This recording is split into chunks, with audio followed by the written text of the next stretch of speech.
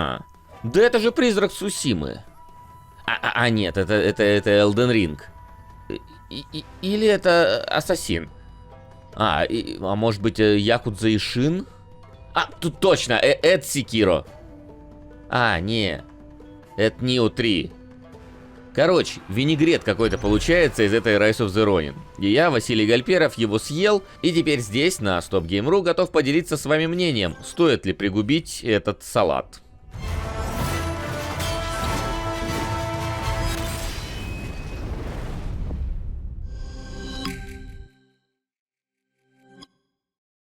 Если сразу вываливать ответ на стол, то это действительно скорее Нио. Тут даже главное меню настолько похожее, что можно ненароком перепутать. Да и боевка, и некоторая анимация, они тоже из этой игры. И неудивительно, ведь разработчики-то те же самые. Они еще в том году Вулонг выдали, но в нее я так в итоге не поиграл, а вот в дилогии Нио это да. Если первая и вторая части не слишком между собой отличались, даже обзор сиквела был коротким, потому что, те же яйца, то вот Rise of the Ronin все же другое дело. И хоть внутри ее механики по-прежнему бьется сердце прошлых работ студии, то вот вокруг накручена куча всего другого, и это стоит обсудить. Сюжетно этот проект привлекает своим сеттингом. Все-таки период Бакумацу не очень часто представлен в играх. Разве что недавнешний ремейк Like a Dragon Ishin познакомил людей с этим историческим этапом. Но там действие происходило уже на закате Сёгуната. А здесь же мы охватим весь процесс от прибытия черных кораблей с Мэтью Перри во главе до становления Сакамото Рёма и борьбы заговорщиков против правления Сёгуната. Для знатоков данных событий тут найдется огромное количество известных личностей и эпизодов. Но, конечно же, не стоит воспринимать их за чистую монету. Все-таки это скорее такая фантазия по мотивам, обернутая в механику Souls-like, что на самом деле идея довольно прикольная. Да, Нио следовали похожему подходу, но там, во-первых, было много всякой мистики и фэнтезийных штук, а во-вторых, сюжет шел будто бы где-то в другой вселенной относительно геймплея. Здесь же связь между этими частями игры более плотная, однако хватает и каких-то несуразностей. Например, многие герои тут не очень-то злопамятные. Вы можете против них драться в ожесточенной битве, а после этого они такие: «Пук, среньк, чё это ты против нас тогда был? Давай больше так не будешь, хорошо, обещаешь?» И это порой доходит до совсем уж абсурдных моментов. Нет, когда рядовые воины обеих группировок решают на время забыть все сумятицы перед лицом общей преграды, это нормально. И даже то, что победу они потом совместно празднуют, понимая, что завтра опять будут соперниками, это даже как-то показывает их благородство. Обе стороны не хорошие, не плохие. Каждый считает, что именно их путь лучше для будущего Японии, и за него они готовы сражаться. Но и лично они друг другу не испытывают ненависти. Вообще показать, что Сёгунат не был полнейшим злом, а его противники не самураи в сияющих кимоно, это отлично. Но если вернуться к абсурдности, то вот когда мы вместе с командой сторонников власти встречаем одного из главных ее противников, то после победы над ним мы просто даем ему уйти. Не в смысле, что он как-то хитро сбежал из битвы, или там его кто-то резко спас, бросив нас дымовую шашку. Нет, он просто, огрызаясь, уходит под молчаливые взгляды всех участников. Или вот на могилу одного из героев приходит инкогнито глава правительственной организации. И как бы нормально, что мы его не трогаем, мы же можем к любой стороне примкнуть. Вот только кладбище находится на территории базы противоборствующей группировки. Как-то слишком опрометчиво для него было сюда приходить. А когда в додзё Сакамото Рёма отвергает предложение девушки, которая просит взять ее замуж, и направляет ее драться с нами, я подумал, это что, Mortal Kombat? Нет, сценка, конечно, веселая, но исход какой-то некрасивый получается, да?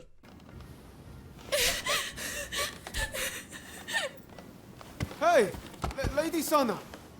Если же закрыть глаза на все эти странности и попытаться выучить имена всех 50 так или иначе участвующих в истории персонажей, то сюжет вполне может увлечь. Тут еще и личная заинтересованность героя присутствует, ведь он был учеником одного древнего ордена парных клинков, где у каждого бойца есть собственный партнер, с которым он всю жизнь тренируется и на все задания они ходят вместе. Вот только мы потеряли нашу вторую половинку и теперь по игре будем ее искать. Кстати, обе эти половинки можно в редакторе самому настраивать и сделать либо кей-попера-самурая, либо афро-самурая, либо тиктокер-тян-самурая. Да, в рамках исторического периода Японии. Все так. Короче, с сюжетом все более-менее нормально, но если доходить до героев, то лишь единицы запомнятся вам какой-то выдающейся харизмой и личностными качествами. Сам ваш герой вообще 95% времени молчит, даже когда вы выбираете фразы в диалогах. Но вообще он не немой и в некоторых заставках таки пару фраз добросит. Но на этом все. Так что тут, конечно, с Like a Dragon и Shin поконкурировать не получится. Ни по уровню постановки, ни по харизматичности, ни по эмоциям. И вот странно смотрится то, что вообще-то на взаимоотношениях с героями построена солидная такая часть игры. Ты с ними знакомишься, периодически пересекаешься, можешь дарить им подарки, тем самым развивая показатель дружбы, и даже спрашивать какие-то личные вещи. Но вот как можно к такому количеству героев полноценно привязаться, при том, что не у всех из них яркие личности, да еще и хронометража не так, чтобы и много, я не знаю. Ну то есть, ты вот эти вот полоски развиваешь чисто механически, чтобы получить бонусы, и в целом плевать, кто он там и откуда будет. Даже личные миссии в большинстве своем у этих ребят все посредственные. Ну может кто-то предложит в игорный дом сходить, или на бандитов облаву устроить, но без изысков. Да, так во многих играх происходит, я понимаю, но вот конкретно здесь это одна из деталек общего пазла бессмысленных решений геймдизайнера. Короче, на самом деле важным элементом всей этой мыльной оперы является то, что знакомыми тебе героями можно идти в разведку, ну точнее на отдельные задания. Это такие данжи, в конце которых босс, очень похожи на обычные уровни из Nioh. И вот ты берешь с собой на такую вылазку еще 2 помощников, и это тоже отдельная комедия, потому что ладно там Сакамото Рёма с тобой двигает вместе, но вот когда на зачистке какой-то сраной рыбацкой деревни тебе компанию составляет Мэтью, сука, Перри, и не тот, что из друзей, а командор американских оккупационных сил в Японии, это, конечно, мощно. Веселее только если рядом с ним еще и Сёгун Ясинобу Токугава режет глотки, то ну как бы... Кек это, ладно, пусть будет. И вот мы... братья все идем по локации и зачищаем ее. И тут открывается одна из фишек. Это возможность переключаться на ходу между всеми членами пати и играть за них. Причем даже если упадет ваш главный герой, то игра не закончится. Вы сможете его поднять, если остались целые еще члены команды. Не то, что в последних номерных якудзах. Что, кстати, плюс этой игре. Но к чему я вел? Вот вы, все братья, приходите к боссу. А он-то тут один. И в итоге вы просто гэнгбэнгаете его в углу, постоянно переключаясь с героя, на котором сейчас агро, на того, кто стоит у противника за спиной. И не даете главгаду передохнуть вообще. И в итоге затаскиваете его безапелляционно. Так происходит в 90% случаев.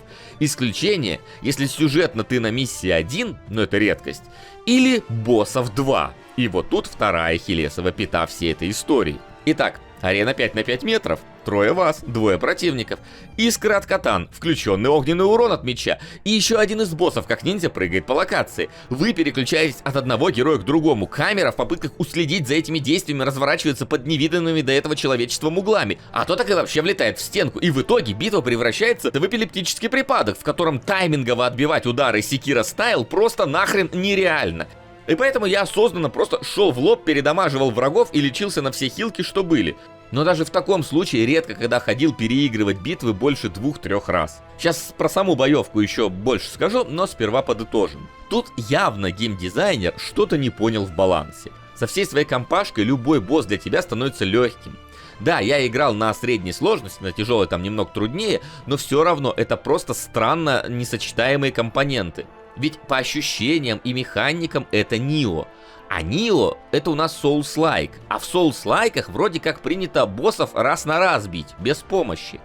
И можно возразить, что ну так не бери с собой товарищей и бейся в одиночку. Ты ж в Соулсах тоже можешь фантомов вызвать. Но это же считается не true. Соглашусь. Но вот тут эти отношения, дружба и прочее, это большая часть игры. И за совместные миссии вы прокачиваете связь с героями. Плюс игра сама их перед стартом задания тебе сует не как дополнительный бонус, а как важный элемент. К тому же есть целая механика переключения между членами пати на лету. Этого тогда ты не увидишь. И в итоге ты либо этим пользуешься, и каждый файт с боссом это запинывание толпой, либо не берешь с собой товарища и теряешь дополнительную придуманную механику боя. Да и к тому же, как говорила моя преподавательница по электротехнике, электрический ток, как и студент, идет по пути наименьшего сопротивления. Так вот, игроки в большинстве своем такие же, и осознанно убрать выданных тебе людей из группы, чтобы стало сильно сложнее, на это я думаю, что немногие решатся. То есть смотрите, какая разница с фантомами из Соулсов. Там ты должен совершить действие, чтобы его призвать на помощь, сделав игру легче. А здесь ты должен осознанно убрать людей из группы, чтобы сделать игру сложнее. При том, что игра сама просит тебя их взять. Короче, специально вы их можете не брать. Вы можете специально и с закрытыми глазами на бананах играть, если челленджа мало. А вот игрой задумано, что они с тобой должны быть. Вы все-таки к группировкам примыкаете, а не какой-то герой-одиночка. Ну раз заикнулись мы уже про боевку, то давайте и ей косточки перемоем. Я уже говорил, что она похожа на Нио. О да, она практически полностью перенесена оттуда. Также много видов оружия. Катан, там 2 меча, копье, даже что-то типа кусаригамы есть. Разумеется, у всего этого еще и несколько разных стилей, которые можно как стойки в Нио менять во время боя. И предметов постоянно выпадает огромное количество, просто какое-то зашкаливающее количество. У тебя инвентарь на 2000 предметов, и он у меня, сука, заполнился.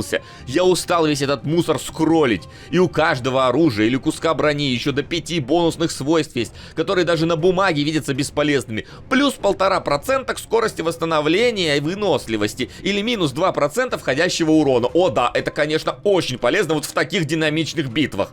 То есть дело как будто бы не сильно и важное, но вот всяких параметров, полосок, экранов, меню, прям вот будто за каждую такую вещь разработчикам бонусы доплачивали. Да блин, ты закончил миссию, вот у тебя тут слева считается список того, что ты выбил, справа увеличивается твое влияние на регион или фракцию, тут кто-то хочет тебя видеть, с этим парнем вы стали теперь лучшими друзьями, а у меня всего 2 глаза, и обычно они в одну часть экрана все-таки смотрят. Но мы опять что-то от боевки ушли в сторону. Тут все по привычке. Выносливость, блоки, увороты, красные атаки, которые нельзя парировать, и сбивание врагам всей полоски стамины для проведения мощного добивающего приема. Все вроде на месте, но есть еще помимо блока и контрудар. То есть когда ты тыкаешь кнопку атаки в тайминг вражеского выпада. И если ты попал вовремя и отбил хотя бы последний удар врага в комбо, да, именно последний, если их в цепочке 5 и ты первые 4 сумел, а последний нет, то ничего не случится. А вот если 4 всрал, а финальную таки попал, то выведешь оппонента из равновесия и либо сильно собьешь ему стамину, либо вообще сразу откроешь для добивания. И, ну, как бы, кто давно меня знает, в курсе моих проблем с такими таймингами. Да, я не мастер отбивания, но вот, например, Ghost of Tsushima научила меня бить вовремя. При этом там враги нормально телеграфировали свои удары, что ты адекватно мог на них реагировать. Здесь же вообще какой-то разброд и шатание. У одного комбо выходит парировать все удары в цепочке, а у другого за 10 попыток ни разу не выходит.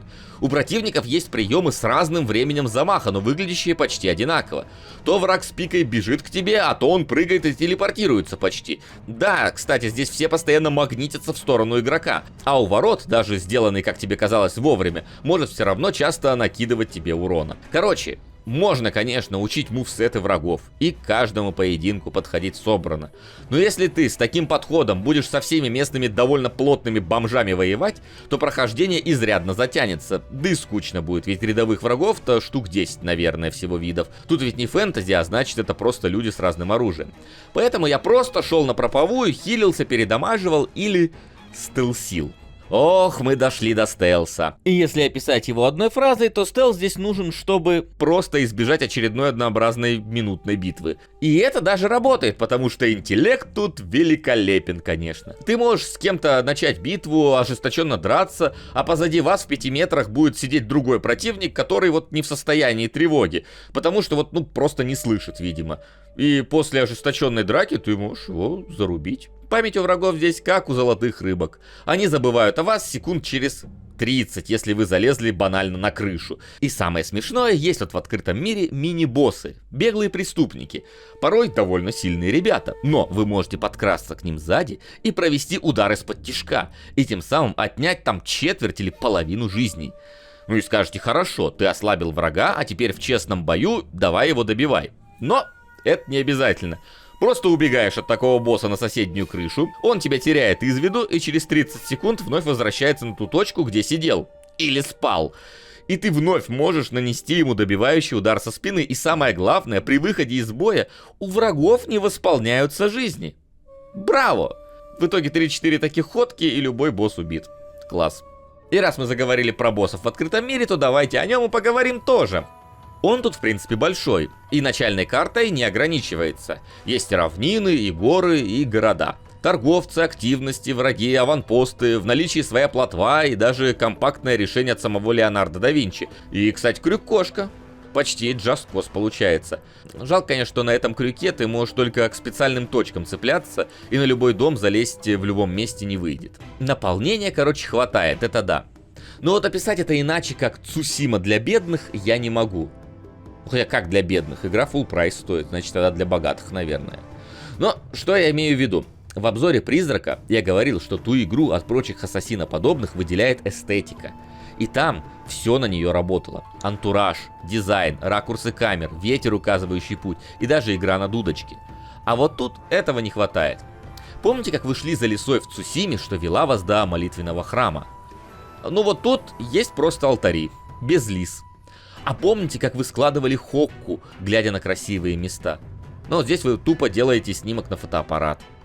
Или вот когда надо было несколько бамбуковых палок срубить катаны. Ну а в Ронине есть сундуки, например. Вот.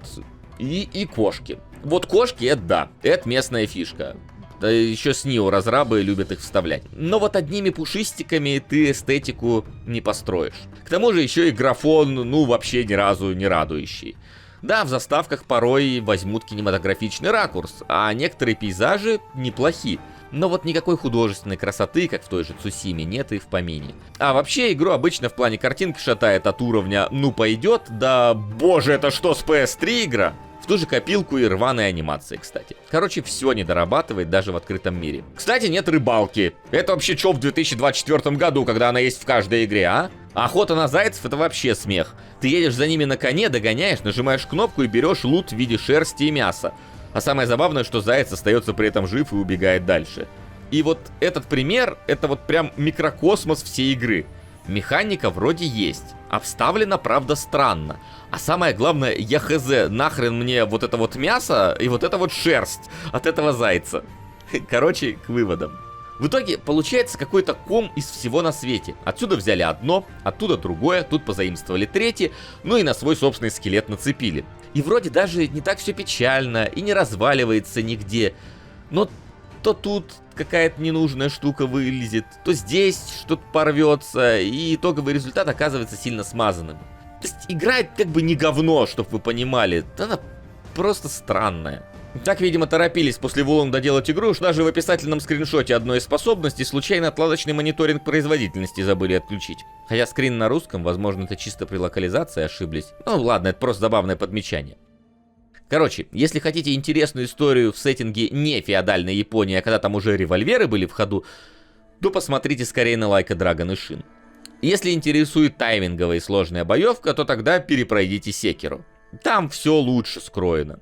Хочется в самурайском открытом мире побегать? Тут у нас Призрак Цусимы, без конкурентов. Еще и на ПК скоро релиз, вообще отлично. Ну и только если вот хочется какого-нибудь свежего Souls-like, а до выхода DLC к Elden Ring еще долго, то...